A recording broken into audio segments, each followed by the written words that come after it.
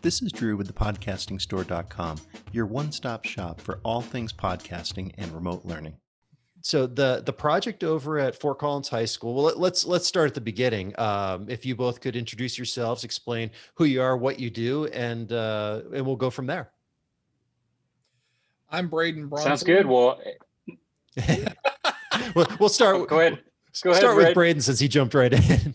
Well, I'm Braden. I work here at Boomer Music in the instrument repair shop. I help out also with pro audio stuff with Ward upstairs, and got asked to help with the install at this high school. Very good. Well, my name is MacKenzie Smith. I'm a freelance audio engineer. I've been in the audio world for about 28 years now. I've done live audio, installation audio, some studio audio. So audio is my world, I guess you could say. Well, that's a fascinating world to be in. So what was the problem that needed solving? What was the project, if you could explain that to us briefly? So Fort Collins High School's auditorium, their big complaint was coverage in the auditorium. They just weren't getting the audio coverage they liked, and that, partly was due to some fatigued equipment, some old speakers that were originally hung, probably worn out, and time for just an upgrade all around. So that was kind of the original scope of the project, was just to upgrade the audio and see if we can bring them some new technology. Well, and I first made my appearance on the scene in Fort Collins in 1998, and that building was 1 year old. So how much of that equipment do you think was original to when the building opened? I think it was all original. So. And what problems does that pose? With a few, nothing more than just, again, age. Technology is constantly moving and evolving. So that with the age, just it was time. It was time to do an upgrade and bring some new technology into place. We brought in Dante Audio, which is digital audio over network, which is a great technology that is just exploding in the industry right now. And it saves on not only cost in the long run, because you're not running so much copper, you're running everything over a single network cable. And then it saves you on peripheral gear too. So, it used to be you would have to have a splitter rack or something to split microphones multiple ways to hit multiple devices, a front of house desk or a monitor desk or recording options. And with Dante, you can digitally split a signal multiple times without any additional equipment, which is fantastic. Well, and with the price of building materials and copper, especially right now, I imagine that was a significant savings versus doing it the old way, as it were. Absolutely. Dante can be a little scary at the front end just because some of the interfaces are definitely have a steeper price tag, but truly in the long run, by the time you factor in the amount of copper cable and things and other peripheral devices you would have to do to even split a microphone twice or three ways with transformer isolated splitters and things like that, it really does balance out and again puts you on the new advanced technology platform of the way the industry is going. So coverage in the auditorium and just the infrastructure of it, is that the basic problem that we were trying to overcome with this install, or was there a little bit more to it than that? Absolutely. The choir director also was looking for some recording capabilities to be able to do some mastering and recording of not only the orchestra, but the choir, even theater performances, things like that. So we hung a couple of AKG 414s in there for recording out in the house. And, again, over Dante, they'll be able to grab those microphones from multiple places and be able to down record those to any device they'd like, whether it be straight to a laptop. You can put a Dante license on a laptop for a lifetime for, I think it's like $30. And that's a good deal. Yeah, and now you can access anything on the Dante network to record straight to that laptop.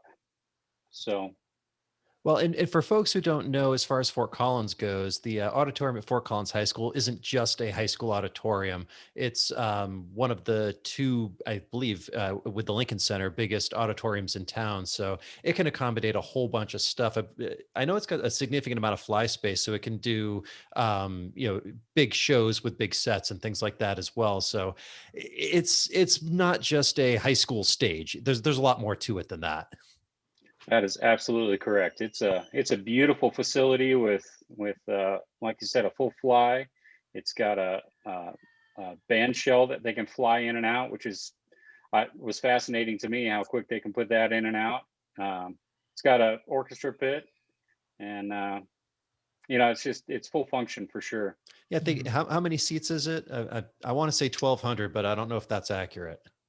800 is 800. what Ward just told me. Okay, 800. So I overestimated. I'm thinking of Lincoln Center, but still, it's one of the biggest rooms in town, so it needs to be versatile enough to accommodate a whole bunch of stuff. Absolutely. So what were the biggest challenges with this install? I mean, I'm smart enough to know nothing ever goes right. So, or as they say, no plan survives first contact with the enemy. So, what happened on this one? All in all, it was pretty straightforward. We went through the design process. We met with the team there at the school, the choir director, the orchestra director. Let them voice their concerns, their frustrations, what they wanted, their dream list, and then obviously budget always comes into play with anything. Yeah. So that was probably that's always our biggest challenge is trying to meet all of their at least expectations and wants on a budget that works for them. So once we had their budget and their kind of hopes and dreams and thoughts and what they'd like to see out of it, that's where we went to work and started exploring our options there on manufacturer lines that would fit that facility. With anything, the original facility was a mono system, so it just had speakers in the very center up in the ceiling.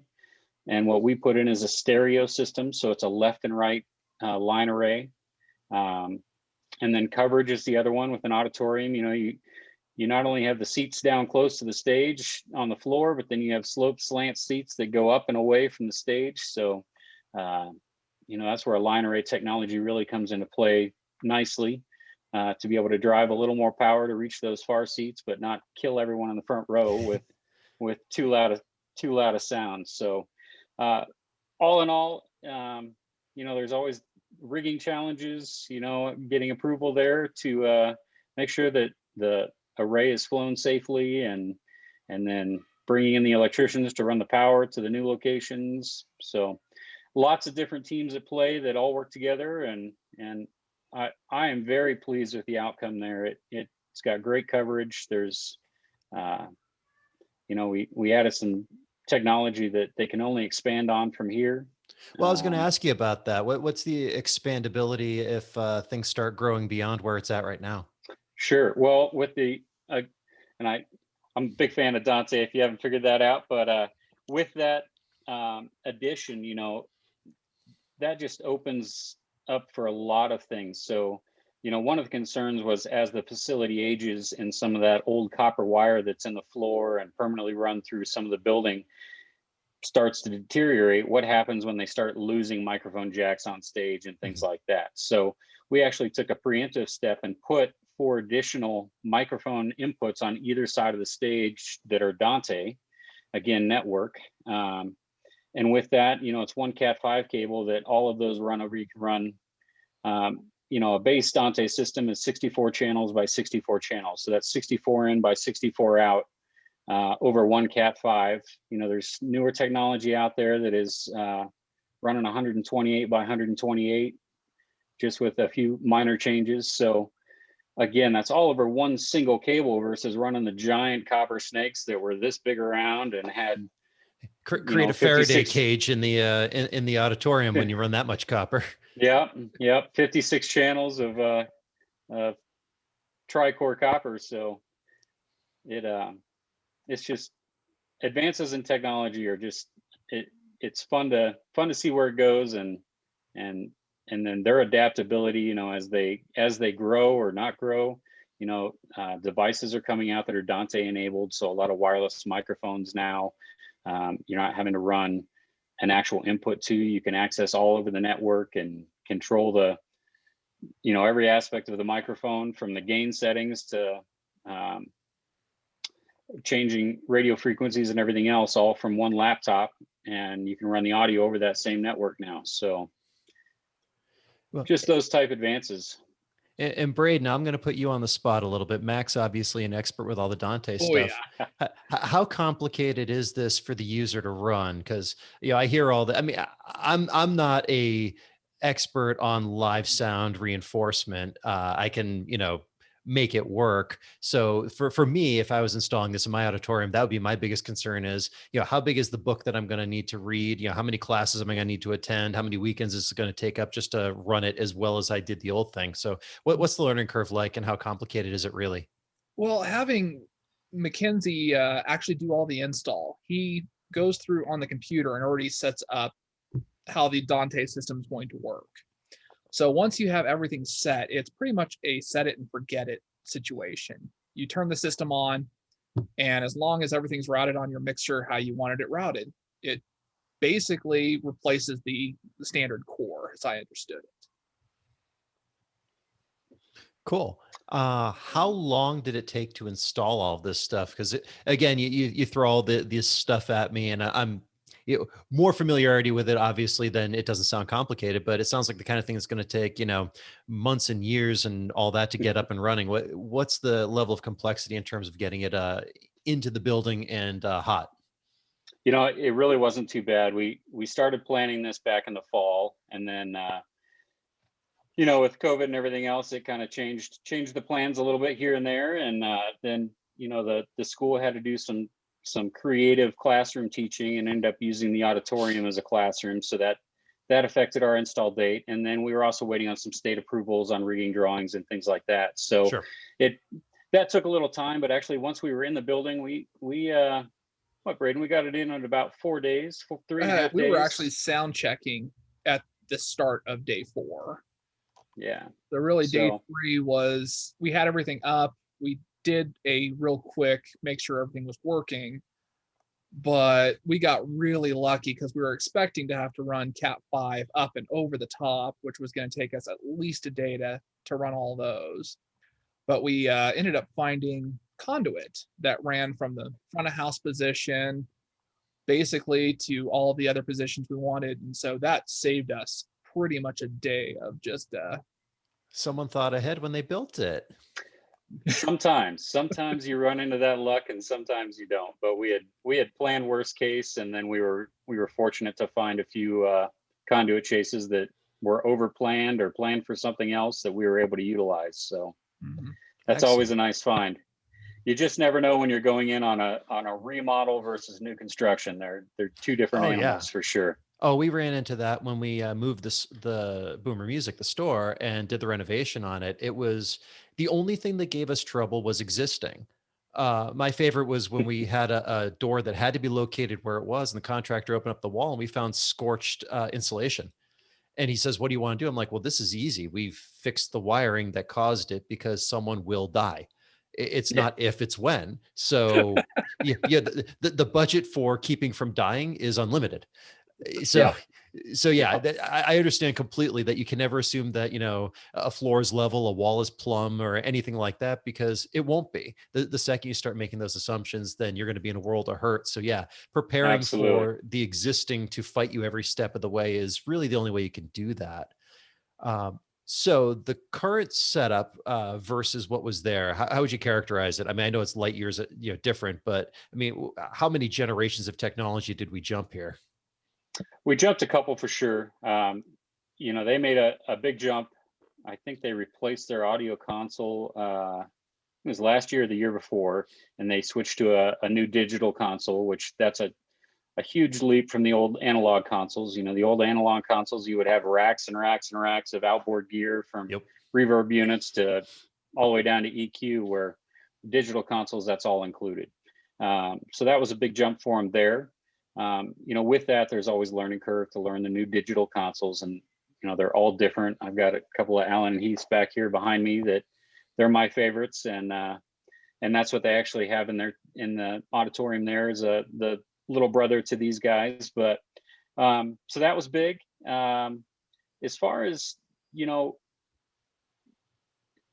interactively, the changes we made shouldn't really affect them a whole lot. It's still you go in, you turn the system on, you plug a microphone in, or you play music and it comes out the speakers. So I think the big changes they'll notice are coverage.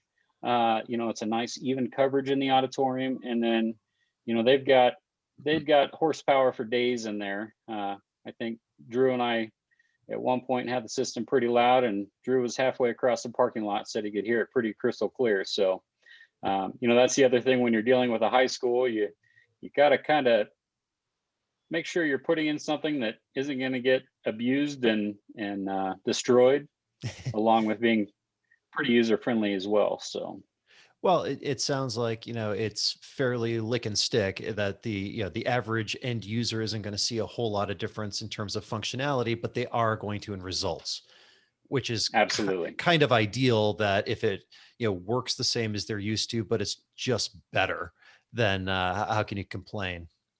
I will Absolutely. say one thing I noticed on their digital mixer, the outboard EQ, or the EQ that they were using to send to the old system, was all sorts of wonky. They had boosted a lot of the high end, trying to, I think, compensate for some of the failed drivers in the old mono system. And so, including the better coverage, the clarity is just phenomenal on this system. Yeah, we were able to reset the console to a 0 EQ, a flat EQ, and we did a few little tweaks on the speakers themselves, which we'll store on board that they'll never have to deal with. And they've got a whole new starting place for sure. For a venue that's looking to potentially upgrade in this way, what are the considerations they need to have?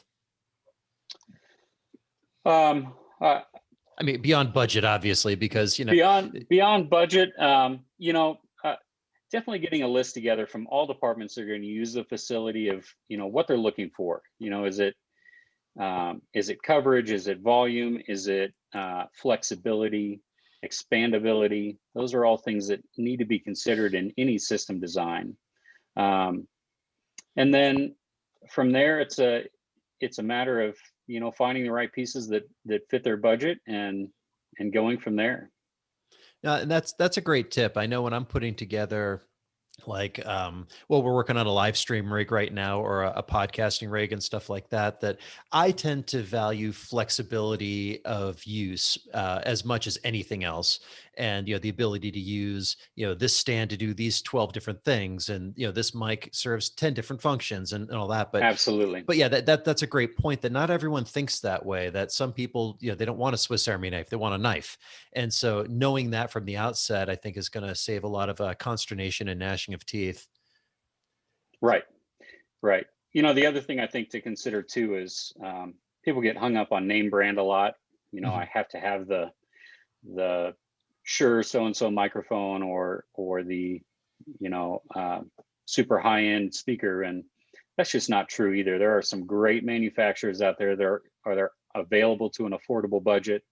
RCF is the speaker line we put in the auditorium here. The HDL 26As, they're a great little speaker. They'll do 130 dB, which will pretty much skin you alive if you need it to, but they've got great clarity and everything else, and they're perfect for the school and the church and the smaller end budget. But RCF has been putting drivers, speaker components in every other manufacturer's box for decades. So it was wise for them to finally come out with their own line of speakers. I don't know why they didn't years ago, but the amplifiers are all Italian, OEM'd out of the Macintosh amplifier plant. So they're just a great sounding box on a good affordable budget. That, like I said, you don't have to have the high end equipment to make something sound great. Right. I'm personal witness to, you can have the best equipment out there, but if you have a horrible person running it, It's Mhm. and whatever content you're putting into it, it may not sound good. So Awesome. I, Well, I had one yeah. question that I wanted to go. You guys had chosen RCF for several of these reasons. What made you choose the 26A versus like one of the bigger cabinets or even a smaller cabinet? we looked at a couple different ones. We looked at a smaller cabinet. What we didn't like about it is the frequency range. It just, without adding some subwoofers and things like that, it would, a lot of it revolved around budget. We could have gone with a bigger box, but based on budget, you start limiting your numbers. With a line array, you have to have a certain number of boxes to cover your spec'd out audio. There's software that we use to go in and map out the room, and it will show you, okay, you need this many boxes to appropriately cover this room with even coverage. So it's kind of well, let's try this one and see if it covers. Does it meet our budget? Do we need other additional subwoofers and things to give us the frequency range we're looking for? Yes, no, maybe. So there's a little bit of trial and error there we can do on paper, which is great. And then the 26As is kind of where we settled. It fit the budget, it covered the frequency range, and we were able to put enough boxes up to cover the room adequately. We all, I think, discussed on site that down the road, adding some subwoofers to that system would probably fulfill the very bottom end. But for majority of what they do in there is choir, orchestra, and theater speech, you don't need the big rock and roll subwoofers. And that system's got a decent amount of low end to cover most everything that's going to happen in that room. Yeah, right tool for the job. Absolutely. Well, before we wrap all this up, any final thoughts on this specific install? The good, the bad, the ugly. What I didn't get to, and you feel is a burning need to share with the public. I don't know that I have anything else. Like I said, it turned out great. I hope the school gets some great feedback on it, that people notice a difference, and appreciate the work we did there. Mm-hmm. Cool. Well, for anyone out there that wants to hear the system in action, Fort Collins High School, go attend a performance of any kind.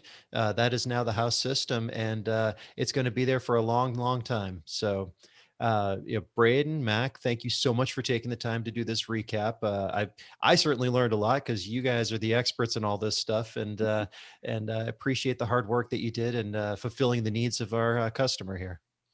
Absolutely. Thanks, Drew. If you're facing a unique problem with podcasting or remote learning, we can help. Reach out to us at thepodcastingstore.com and we'll see what solutions we can find for you.